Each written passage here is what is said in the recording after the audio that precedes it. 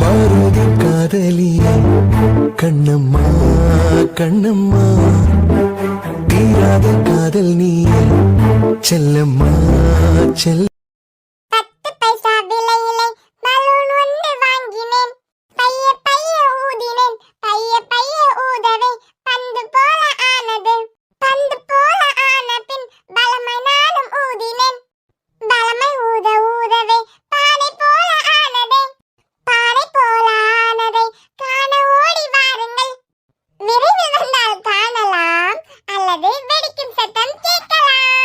Chubby cheeks, dimple chin, rosy lips, teeth within, curly hair, very fair, eyes are blue, lovely too. Teacher's pet, is that you? Yes, yes, yes. நாளைக்கு காம்படிஷனுக்கு நான் இந்த ரெண்டு rhymes தானே சொல்ல போறேன். ஆர்த்தி, ஏ ஆர்த்தி, நிலாக்ஷா அம்மா எங்கடா? அவங்க எப்பவும் கதை பேசிட்டே அப்பா இருப்பாங்க. யார் கூடயாவது கதை பேசிட்டே இருப்பாங்க. சரி, நீ என்ன பண்ணிட்டு இருக்க? அதுவா, ப்ராஜெக்ட்லாம் பண்ணி எடுத்துட்டு போ சொன்னாங்களா. ப்ராஜெக்ட் எல்லாம் முடிச்சிட்டு நாளைக்கு ரைம்ஸ் காம்படிஷனுக்கு ரைம்ஸ் சொல்லி பார்த்துட்டு இருக்கேன்ப்பா. அப்படியே செல்லம், என் செல்லம் எப்பவுமே கரெக்டா தான் பண்ணுவான். அப்பா நான் அம்மா மாதிரியா அப்பா மாதிரியா? நீ எப்பவுமே அப்பா மாதிரி தான் செல்லம். அவள மாதிரி எல்லாம் உன்னை கம்பேர் பண்ணாத.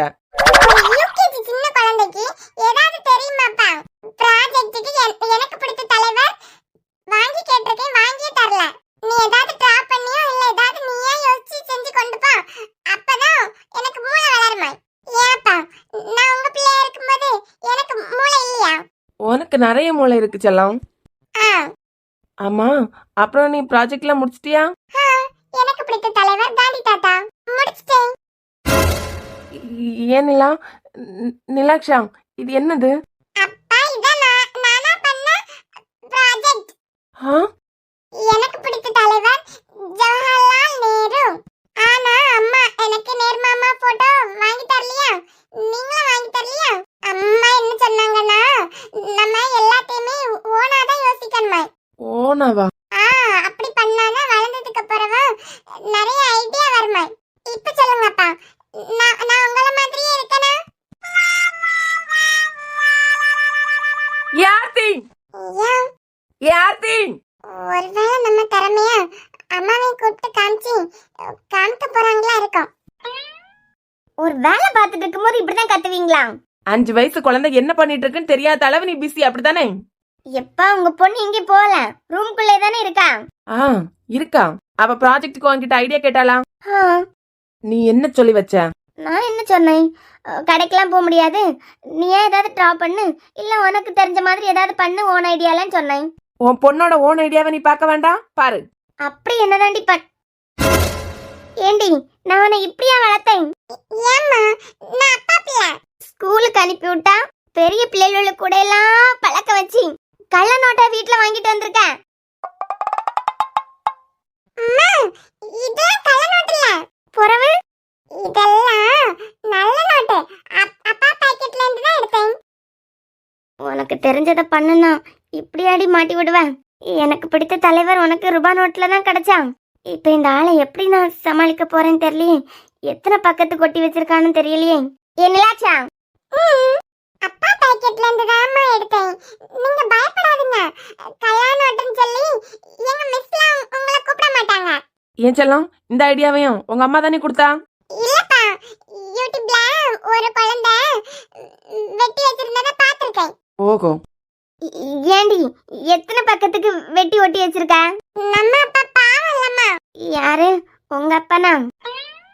அப்பா பாக்கெட்ல 8 9 அப்புறம் ஒரு 16 அடுத்து வரும்போது 20 21 22 23 24 தான்ப்பா இருந்து 24 தான்மா இருந்து. அப்பா பாவம் இல்ல. நீ எத்தனை பக்கத்து கொட்டி இருக்க? 1 2 3 பேஜஸ் ஒட்டி இருக்கேன். 12,000 ரூபாய். ஏண்டி உனக்கு இப்படி எல்லாம் மூளை எங்க இருந்து வந்தது? அம்மா எங்க மிஸ் சொல்லிருக்காங்க, குழந்தைங்க வித்தியாசமா யோசிச்சா என்கரேஜ் பண்ணணும். உன் பொண்ணு இன்டர்நேஷனல் ஸ்கூல்ல படிக்கிறது காணாது, நான் டேம் ஃபீஸ் அந்த ஃபீஸ்னு கட்டுறதும் காணாது. கிரியேட்டிவ் மைண்ட் வர்றதுக்கு பேக்கெட்ல இருந்து 12,000 ரூபாய் எடுத்தாதான் வரோம். ஆமா, அவ நல்லது பண்ணும் போது மட்டும் ஏன் பொண்ணு ஏன் பொண்ணு ஏன் பொண்ணுன்னு சொல்ல தெரியுதுல. இப்ப ஏதாவது பண்ணும் போது மட்டும் ஏன் ஏன் பொண்ணு ஆயிடுறா. அப்பா, நீ ஏன் நிலாக்ஷா இப்படி எல்லாம் பண்ண? காசு இருந்தா தானே உனக்கு விளையாட்டு எல்லாம் வாங்க முடியும். அதான்ப்பா, நீங்க இப்படி சொல்வீங்கன்னு எனக்கு தெரியுமே. அதனாலதான் காந்தி தாத்தா இருக்கிறத மட்டும் வெட்டி எடுத்தேன். நீங்களும் வருத்தப்படாதீங்கப்பா. இத வச்சுட்டு நம்ம கடைக்கெல்லாம் போலானா? நியாத்தா, இவ எங்கிருந்து அவளை காப்பாத்துறதுக்கு வரான்னு தெரியலையே. ஸ்னோ மா, எங்க பால் பூச்சி பால் புடிச்சான். பாப்பா, என்ன ஸ்னோ குட்டி, ஆச்சா. பாத்தியா, நான் அடிக்கவே இல்ல. அவளுக்காக இவ தட்டி கேட்க வந்திருக்கலாம். உன் அக்காவா நான் அடிப்பனா? நீ எழும்போது கூட அவ பாத்துட்டு இருப்பா. ஆனா அவ அழுதா நீ பாத்துட்டு இருப்பியா? குழந்தை வந்ததுனால தப்பிச்சேன்னு நினைச்சுக்கா. போகும் இல்லனா கல்யாணத்தை பண்ணிட்டு சும்மா இருந்திருந்தா இப்ப எனக்கு 12,000 ரூபாய் நஷ்டம் இருக்குமா? இப்ப இவர் என்ன சொல்லிட்டு போறாரு? ஏற்கனவே நிலாக்ஷாக்கு 5 வயசு ஆயிடுச்சு. எப்படியும் 2 குழந்தை வேணாம் அப்படின்னு எல்லாரும் பேசிட்டு இருக்காவ. அத பத்தி இவர்கிட்ட சொல்லலான்னு பார்த்தா இவர் அர்த்தமே இல்லாம பேசிட்டு போறாரு. இந்த Dress இனியாத்த தானே வாங்கி தந்தாங்க. யாத்த நான் பெரிய பிள்ளை ஆயிட்டேனா எனக்கு பெருசாயிட்டது. நிலாக்ஷா, நீ அநியாயம் பண்ணதெல்லாம் போதும். அவளை பெட் மேல உட்கார வைக்காத.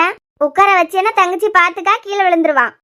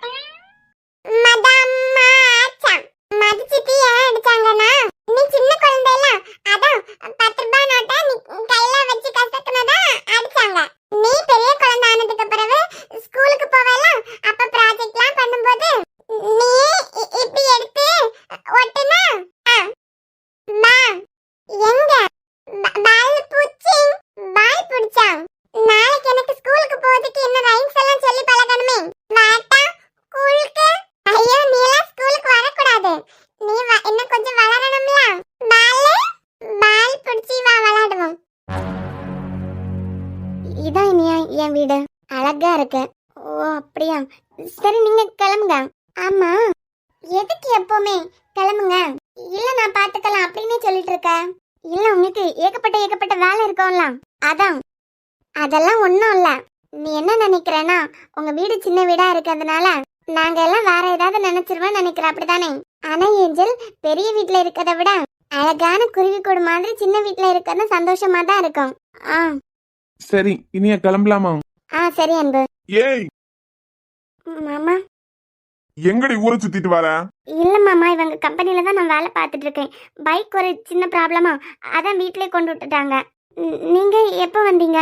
என் புள்ள உன் வீட்டுக்கு 7 தடவை 8 தடவை நடந்துட்டான். ஆத்த காரியம் உன்னைய பிடிக்கிறதுக்குள்ள என் புள்ளைக்கு ஒரு யுகமே தாண்டிடும் போல. அம்மா வீட்ல இருப்பாங்கன்னு தான் மாமா நினைச்சேன். வீட்ல இல்லையா? நடிக்கிறதுக்கு உன் குடும்பத்தை விட்டா வேற ஆளே இல்லையே. ஏன் நீங்க ஒரு சின்ன பொண்ணுட்ட இப்படி எல்லாம் பேசுறீங்க? என்னடி, இந்த ஊர்லயே எங்களை எவனை எதிர்த்து கேட்க முடியாது. இதுல வெளியில இருந்து ஆளு கொண்டு வந்திருக்கேன். ஹலோ, கொஞ்சம் டீசெண்டா பேசுங்க சார். நீங்க எதுவும் சொல்லாதுங்க சார் ப்ளீஸ். அம்மாவும் பாப்பாவும் எங்க போயிருக்காங்கன்னு தெரியாது மாமா. நடிக்காதடி. அக்காவை என் வீட்டுக்கு அனுப்பி விட்டு என் பையன் வாழ்க்கையை கெடுத்தீங்க. இங்க பாரு, உங்க பின்னால எல்லாம் சும்மா நடந்துட்டு தெரிய முடியாது. ஒன்னில் என் பேத்தி எங்க கிட்ட கொடுத்துருங்க. அப்படி இல்லையா என் பையனுக்கு கழுத்தை நீட்டி என் பையனுக்கு 2ஆம் தரமா வாழ்றதுக்கு வழிய பாரு. 2ஆம் தரமாவா? ஏன் சாம், அப்போ ஏஞ்சல் சொன்னது நிஜமா? அப்படிதான் என்னமோ இருக்கு போலடா. இருந்தாலும் என்ன பேசுறாருன்னு கேட்போம் ஃபர்ஸ்ட். இதுக்குதான் அப்பல இருந்தே கிளம்புங்கனாலா? ஒண்ணுக்கு முடியலனாலும் ஒரு பேக்கை தூக்கிட்டு கிளம்பிட வேண்டியது. இங்க பாருடி, இன்னும் 2 நாள் தான் உனக்கு உங்க ஆத்தா காரிக்கு டைம். 2 முடிவுல ஒரு முடிவை நீங்க எடுத்தே தான் ஆகணும். என்னடி புரியுதா? ஹலோ, என்ன பெரியவங்க இல்லாத நேரம் சின்ன பொண்ணுட்ட வாடி போடின்னு பேசிட்டு இருக்கீங்க? இனியா சும்மா இரு. நானும் வந்ததுல இருந்து பாத்துட்டே இருக்கேன். வயசுல பெரியவராச்சே அமைதியா இருந்தா நீங்க சின்ன பொண்ணுனா பாக்குறீங்க. ஆமா. இல்ல மாமா, இவங்க கம்பெனில தான் நான் ஒர்க் பண்ணிட்டு இருக்கேன். எதுவா இருந்தாலும் அப்புறமா பேசிக்கலாம். இப்ப நீங்க கிளம்புறீங்களா? இல்ல, 2 பேருக்கு ஒரு பொண்ணு. பொண்ணு வேற பாக்குறதுக்கு அழகா தான் இருக்கா. ரெண்டு பேரும் ஒண்ணா எங்க கூட்டு போயிட்டு வராங்க? தப்பாலாம் பேசாதீங்க மாமா, அவங்க எல்லாம் ஒரே வீட்ல உள்ளவங்க. ரெண்டு ஆம்பளைங்க ஒரு பொண்ணு, அப்படிப்பட்டவங்க கூட உனக்கு என்ன பழக்கம்? இனியா, ம். கார்ல போய் உட்காரு. கார்ல போய் உட்காருன்னு சொல்றான்ல, கொன்றுவேன். அந்த ஆளுக்கு என்ன நாளை போடுடா. யார பார்த்து என்ன பேசினான் ஒட்டி விடுத்துருவேன். என்னடி உள்ளூர்ல தான் எவனும் கேக்குறதுக்கு இல்லன்னு வெளியே இருந்து ஆளு கூட்டு வந்திருக்கியா? ஒழுங்கா என் பையனுக்கு கழுத்த நீட்டு உனக்கு வாழை துப்பு இல்ல, இதுல இன்னொருத்த கேக்குதா? டேய், இன்னும் ஒரு வார்த்தை பேசின வாய் இழுத்து வச்சு ஒருத்தர் தான் அடுத்த வேலை பார்ப்பேன். ஏய், நான் உன்கிட்ட பேச வரல, அவள்கிட்ட தானே பேசிட்டு இருக்கேன். அவ ஏன் கம்பெனில ஒர்க் பண்ற என்னோட ஸ்டாஃப். எக்ஸ்ட்ராவா பேசின நீ இருப்ப, ஆனா பேசுறதுக்கு வாய் இருக்காது பாத்துக்கோ. ஏய், இன்னும் 2 நாள் தான் உனக்கு டைம். ஒன்னில் உன் அக்கா குழந்தை எங்க கிட்ட கொடுத்துட்டு உன் வேலையை பார்த்துட்டு இருந்துரு. அப்படி இல்லையா என் பையனுக்கு கழுத்தை நீட்டி 2ஆம் தரமா வாழ்றதுக்கு வழியை பாரு. உன் ஆத்தாக்காரிட்ட சொல்லி வை. என்ன குளிர் விட்டு போச்சா? எதுவா இருந்தாலும் அம்மா வந்ததுக்கு அப்புறம் பேசிக்கலாம் மாமா. இப்ப நீங்க கிளம்புங்க. இப்ப போறேன். 2 நாளுக்குள்ள பதில் வரல. சாரி சார், என்னால இனியா வேற தப்பா பேசிட்டாரு. நான் தான் அப்பவே கிளம்புங்க கிளம்புங்கன்னு சொன்னேன்ல. அவர் வந்தா இப்படிதான் பேசுவாருன்னு எனக்கு தெரியும். யார் ஏஞ்சல் அவரு? இது என் அம்மாவோட அண்ணா. சொந்தக்காரங்களா? அவர் எதுக்கு இப்படி வந்து கத்திட்டு போறாரு? டேய், எதுவா இருந்தாலும் பேசலாம். இனியா வர கார்ல போய் அழுதுட்டு உட்கார்ந்துருக்கு. இனியா பாவம், இந்த மாதிரி எல்லாம் ஒரு வார்த்தை கூட கேட்டிருக்காது வீட்டுல. இதுக்குதான் வேண்டாம் வேண்டாம் நான் அப்பவே அவகிட்ட சொன்னேன்.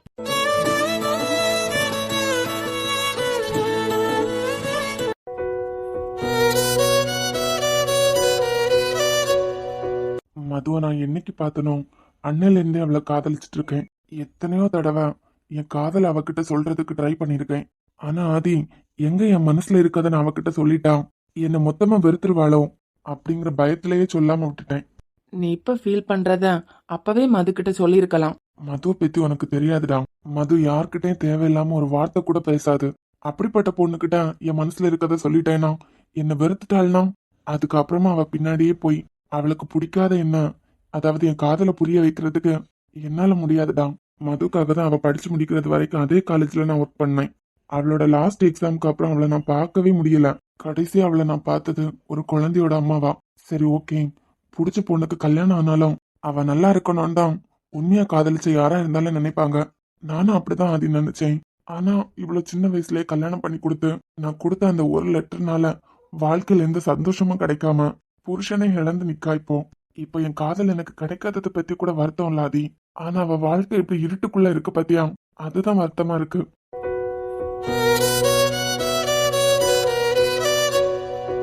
சாரி இனியா, என்னால தானே. இதுக்குதான் அப்பவே சொன்னேன் நீங்க கிளம்புங்க கிளம்புங்கன்னு. அதை விட ஏஞ்சல், அந்த ஆள் யாரு? எதுக்காக உன்னை மிரட்டிட்டு போறான்? அந்த ஆள் பேசினதெல்லாம் பார்த்தா நீ ஆபீஸ்ல சும்மா விளையாட்டா பேசினதெல்லாம் அப்படியே இருக்க மாதிரி இருக்கு. இப்ப வந்துட்டு போனவரை வேற யாரும் இல்லை இனியா, என் அம்மாவோட அண்ணாதான். எனக்கு அப்பா கிடையாது. வசதி இல்லாம இருந்தாலும் எங்களை கஷ்டப்பட்டு எங்க அம்மா படிக்க வச்சாங்க. சின்னதா வீடா இருந்தாலும் இந்த ஊர்ல நாங்க சந்தோஷமா தான் இருந்தோம். எங்க அக்கா படிச்சு முடிக்கிறது வரைக்கும் எங்க அம்மாவோட சொந்தம்னு யாருமே எங்களை தேடி வந்ததில்ல. நான் கூட ஸ்காலர்ஷிப்ல தான் இனியா படிச்சேன். இன்ஜினியரிங் படிக்க வைக்கிற அளவுக்கெல்லாம் எங்க வீட்டுல வசதி இல்லை. அப்புறம் அக்காவுக்கு கல்யாண வயசாக்கும் போது கல்யாணம் பண்ணி கொடுக்கணும்ல, அந்த நேரத்துலதான் மாமா வந்து அவர் பையனுக்கு அக்காவை பொண்ணு கேட்டாங்க. என் அம்மாவும் அப்பா இறந்ததுக்கு அப்புறம் தான் எந்த சொந்தமும் இல்லாம போயிட்டாங்க. அக்கா மூலமாவது இழந்த சொந்தம் எல்லாம் கிடைக்கும் நம்பி மாமா மேல இருந்த நம்பிக்கையில அக்காவை கல்யாணம் பண்ணி வச்சாங்க. விசாரிக்கவும் இல்லை யார்கிட்டயும். நாங்க அப்படி விசாரிக்கிறதுக்கும் அப்பாவோ அண்ணனோ யாருமே இல்லை. அப்புறம் தான் தெரிஞ்சது அந்த ஆள் பயங்கர குடிக்காரன். வேற பொண்ணுங்க கான்டாக்ட் எல்லாம் உண்டு. அவளை அடிச்சு சித்திரவதை பண்ணி கொன்னுட்டாரு அந்த ஆளு. அவ இறந்த அன்னைக்கு குழந்தைய நாங்க எங்க வீட்டுக்கு கொண்டு வந்துட்டோம். அன்னைக்கு அவருக்கு 2ஆம் தரமா என்ன கல்யாணம் பண்ணி வைக்கிறதுக்கு எங்க அம்மா கிட்ட பேசினாங்க. ஒரு பொண்ணதான் நான் தெரியாம பறி கொடுத்துட்டேன். எனக்கு இருக்கிறது இவ மட்டும்தான். இவளையும் தெரிஞ்சு எனக்கு கிணத்துக்குள்ள தள்ள விரும்பலன்னு அம்மா மறுத்துட்டாங்க. இப்போ குழந்தைக்காக தான் சண்டை போடுறாங்களா? குழந்தை அவங்க கிட்ட வளர்ந்துச்சுன்னா குழந்தையோட எதிர்காலமே இல்லாம போயிடும் இனியா. அப்பன பையனுமா இருந்து எப்பவுமே குடிச்சிட்டே இருப்பானுங்க. இதுல அவர் பெத்த பொண்ணுன்னு அவருக்கு தெரிய போறதில்ல, இல்ல அந்த ஆளோட பேத்தின்னு அவருக்கு புரிய போறதில்ல. ஆம்பளை பிள்ளையா இருந்தா கூட ஒரு வயசு வரும்போது அடைச்சு பிடிச்சி கரையாறான்னு சொல்லலாம். ஆனா பெண் குழந்தைய அந்த ஆளை நம்பி விடுறதுக்கு எங்களுக்கு விருப்பமே இல்லை. குழந்தை அவங்களுக்கு தேவையும் இல்லதான். ஆனா குழந்தைய நாங்க கொடுக்க மாட்டோம்னு அவங்களுக்கு தெரியும். இப்ப குழந்தைய வச்சு பிளாக்மெயில் பண்றாங்க. ஒன்னும் என் குழந்தைய என்கிட்ட கொடு, அப்படி இல்லைன்னா அந்த ஆளை கல்யாணம் பண்ணிக்கிறதுக்கு. ஏன் ஏஞ்சல் இவ்வளோ விஷயத்த மனசுல வச்சுட்டு எப்படி உன்னால சிரிச்சு பேச முடியுது? இதுக்கு தான் இனியா ஸ்டாப்லேயே விட்டுருங்கன்னு சொன்னேன். எப்படியும் அம்மாவை குழந்தை வீட்டில் இருக்க மாட்டாங்கன்னு எனக்கு தெரியும். அந்த ஆள் வேலைக்கு போயிட்டு வந்த உடனே தண்ணியை போட்டு வந்து இப்படிதான் வீட்டில் வந்து கத்தி தகராறு பண்ணுவாரு. ஊர்ல யாரும் கேட்க மாட்டாங்களா? இப்போ இனியா ஒரு வார்த்தை கேட்டுன்னு இனியா கிட்ட என்ன பேசினாரு? யார் கேட்க வந்தாலும் அவங்களுக்கு இதுதான் நிலைமை. எதுக்கு தெரிஞ்சே சேர நம்ம மேல வாரி பூசிக்கிட்டேன்னு யாரும் வரமாட்டாங்க கேட்கறதுக்கு. இதுதான் என் லைஃப்னு ஆயிடுச்சு. அவங்களோட இந்த 2 ஆசையில ஒன்று நடந்துச்சாலும் என்னை கல்யாணம் பண்ணனானா அது வழுக்க டைமா நடந்தாதான் முடியும். அப்படி நடந்துச்சுன்னா என் வாழ்க்கை அவ்வளோதான். இல்ல குழந்தை அவங்க கிட்ட போயிடுச்சுன்னா குழந்தையோட வாழ்க்கை அவ்வளோதான். புரியுது ஏஞ்சல்? இவ்வளோ விஷயத்த மனசுல வச்சுட்டு எப்படி உன்னால சந்தோஷமா சிரிச்சு பேச முடியுது? இனியா, இங்க பல பேர் வேலைக்கு போறதே வீட்டில் இருக்க கஷ்டத்தையும் வீட்டில் இருக்க பிரச்சனையை மறந்து கொஞ்சமாவது சிரிச்சு சந்தோஷமா இருக்கணுங்கிறதுக்காக தான். அப்புறம் இனியா, உங்க எல்லாரையும் மாதிரி நான் இது வரைக்கும் யாரையுமே பார்த்ததில்ல. பெரிய குடும்பம், ஊர்ல ஒரு தனி மரியாதை உங்க வீட்டுக்கு.